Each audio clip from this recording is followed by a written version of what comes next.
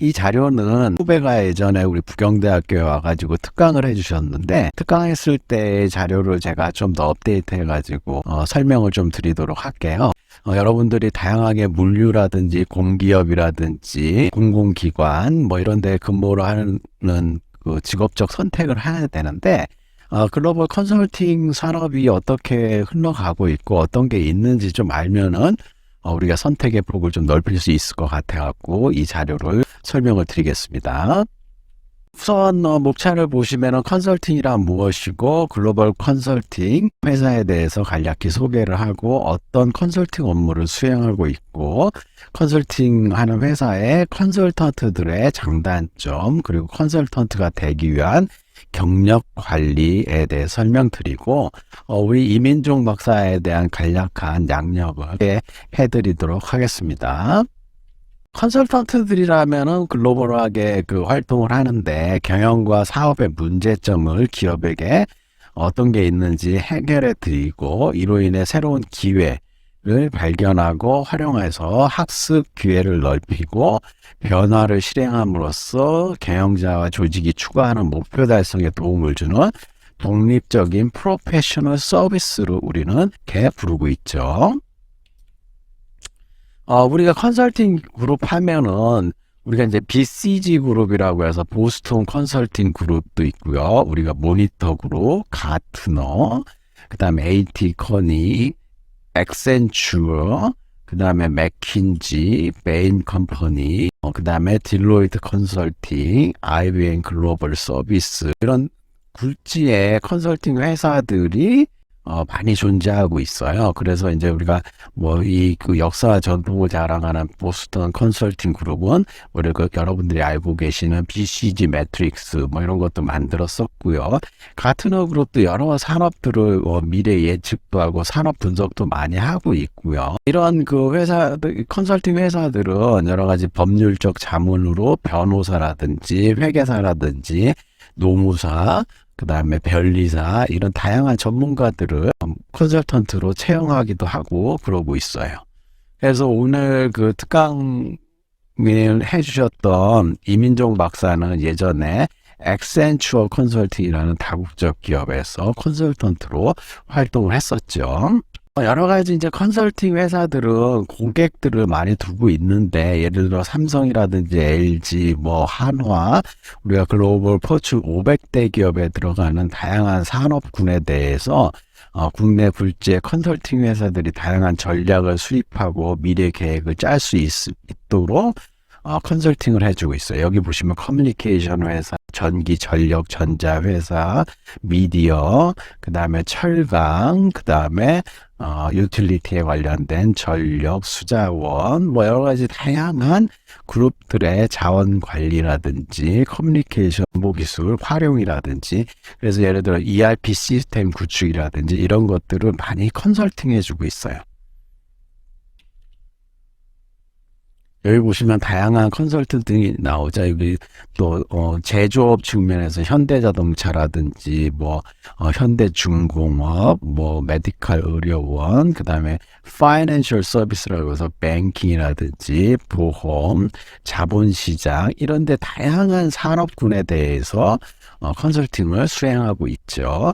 그래서 이제 비즈니스 컨설팅뿐만 아니라 우리가 이제 비즈니스 시스템 통합이라든지 여러 가지 기술 자문 이런 것들을 컨설팅함으로써 일반 기업체 산업들이 이런 컨설팅 회사에다가 컨설팅 비용으로 지출하는 것이 수백억 원 이상 되고 있죠. 그래서 이제 우리 액센추어 홈페이지에 보면은 다양한 협업이라든지 지식 공유 이런 것들을 이제 내부 컨설턴트가 컨설팅을 수행하면서 쌓였던 지식들을 이렇게 데이터화 해가지고 활용을 하고 있죠. 여러 가지 이제 컨설팅을 하기 위한 뭐 다양한 통계적 방법론이라든지 전문가 활용 이 방법론을 어떻게 적용을 할 것인지 이렇게 설명하고 있는 홈페이지입니다.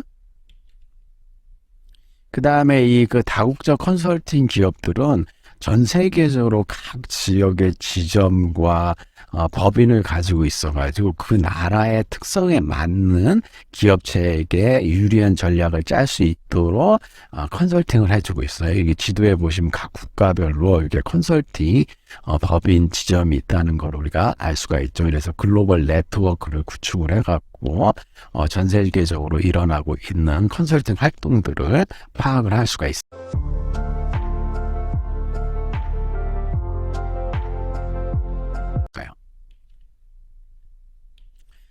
컨설턴트들은 여러 가지 좋은 점들이 있는데, 뭐 여러 가지 교육 기회라든지 해외에서 근무할 수 있는 기회라든지, 그 다음에 다양한 논리적 사고도 할 수 있고요.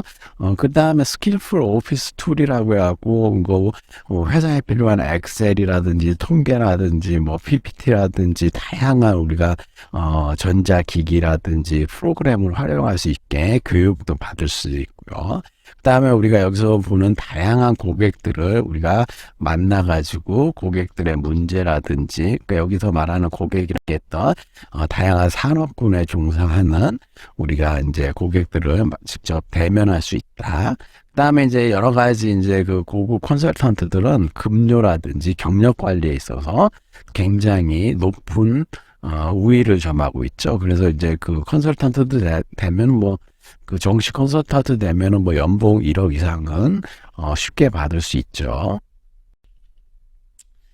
그 다음에 좀 단점이라고 하면 컨설턴트들이 일이 굉장히 많아요.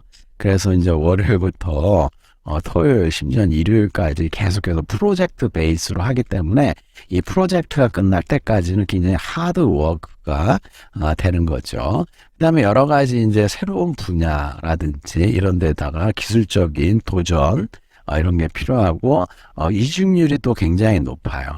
이직률이 높다는 거는 일이 힘들기도 하지만은, 다른 곳에서 더 좋은 조건으로 스카우트도 하고, 새로운 기회를 또 많이, 접할 수 있는 상황에 접한다는 거죠. 그 다음에 일과 라이프를 병행하는 데 있어서 좀 힘든 면이 있죠. 왜냐면 워낙에 시간 투자를 많이 해야 되기 때문에 이런 워라밸 측면에서는 조금 한계가 있을 수 있다. 그 다음에 이제 여러 가지 쿨한 회사 같은 경우에는 더 이상의 컨설팅 그룹이나 회사에서는 더 이상의 컨설턴트들이 활용도가 없다든지 업무 능률이 많이 떨어지면은 가차 없이 퇴사시키기도 하고 그렇죠. 그 다음에 한 분야만 계속해서 전문적으로 하게 될 경우도 있는데, 이런 경우에는 특정 산업에 대한 전문가가 되면서 시각이 좀 좁아질 수도 있다는 단점이 있죠.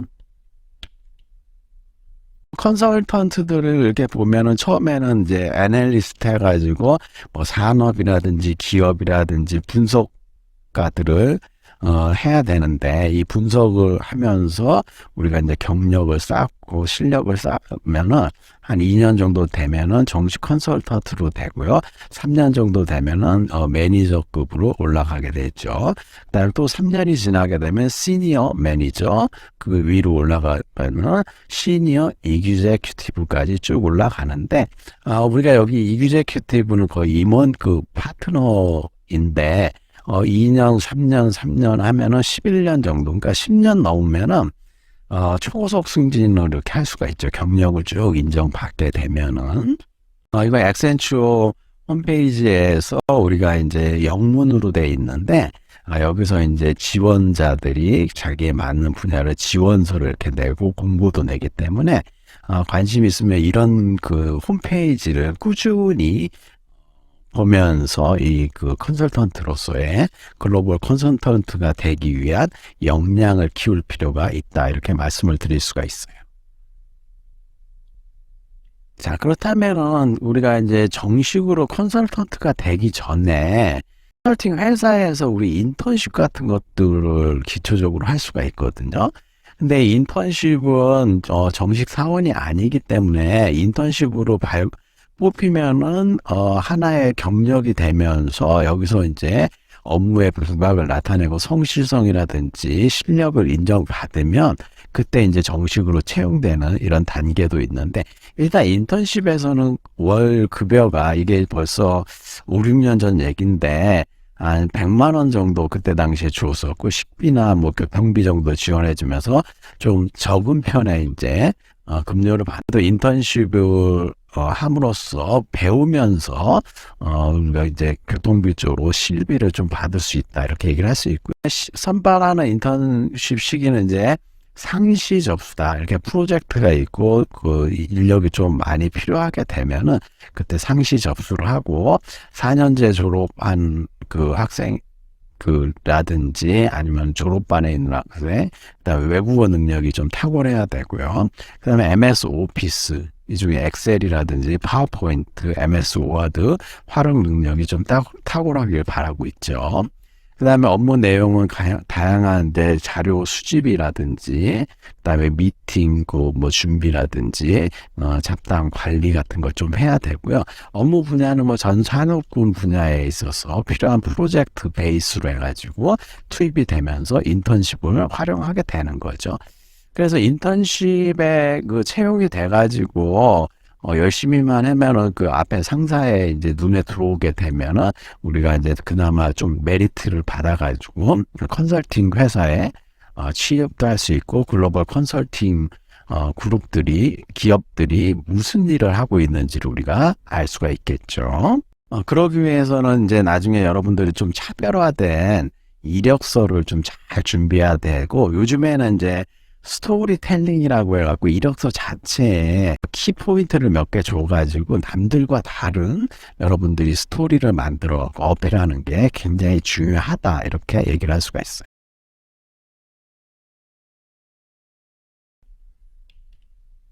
그다음에 인터뷰를 컨설팅 회사든 아니면 다른 그 일반 업체들, 우리가 이제 뭐 새로 취직을 하든지 아니면은 이직을 하든지 했을 때 여러 가지 인터뷰를 해야 되는데, 일단 뭐 자기 그 PR을 하기 위해서 자기 소개와 입사 지원 동기 이런 게 명확할수록 좋고요. 지원하고자 하는 산업이나 기업에 대한 업무 분석을 미리 좀 해가지고 예비 지식이 좀 있어야겠죠. 그래서 이제 산업의 환경이라든지 기업의 재무 상태 이런 것들을 미리 좀 파악을 하고요.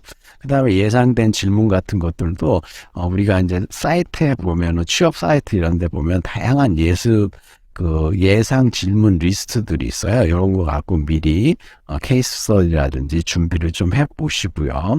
그 다음에 파워 스피치라고 해갖고 목소리라든지 말하는 동작, 태도, 여러 가지 이제 이런 것들을 좀 예행 연습을 해둘 필요가 있죠. 그 다음에 액션 이미지 메이킹이라고 해가지고 여러 가지 말할 때 제스처라든지 행동을 통한 이미지 메이킹 방법들을 미리 여러분들이 숙지를 해보실 필요가 있어요. 그 다음에 의상 같은 것들도 이제 그 면접에 맞는 적절한 의상과 색상을 선택해야지 좀 그 분위기에 안 맞는다든지 튄다든지 뭐 여러 가지 좀 마이너스 요인이 되는 것들은 좀 우리가 피해야 될 필요가 있죠.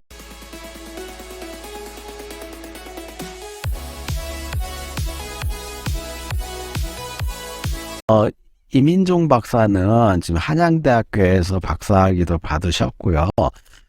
제 후배면서 예전에 이제 현대정보기술에 입사를 처음 했다가 여기서 이제 좀 경력 관리를 잘 해갖고 KT로 이직을 했고요. KT에서 또 컨설팅이나 이런 것들을 받으면서 액센추어 컨설턴트들하고 긴밀한 유대 관계를 맺고 있다가 액센추어로 다시 이직을 해가지고 여기서 이제 또 많이 활동을 했었죠.